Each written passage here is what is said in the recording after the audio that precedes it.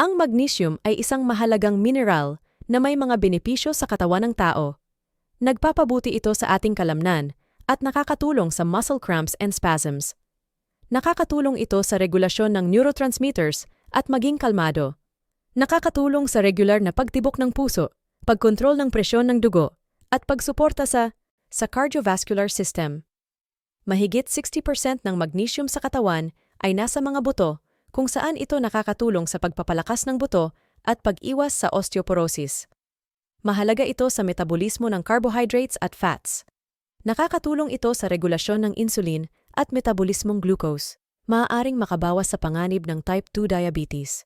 May ilang pag-aaral na nagpapakita na ang magnesium ay maaaring magkaroon ng positibong epekto sa mood at makatulong sa pag-iwas ng depression at anxiety.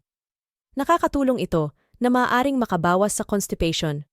Ilang pag-aaral ay nagpapakita na ang magnesium supplements ay maaaring makabawas sa pangkaraniwang migraine at headache.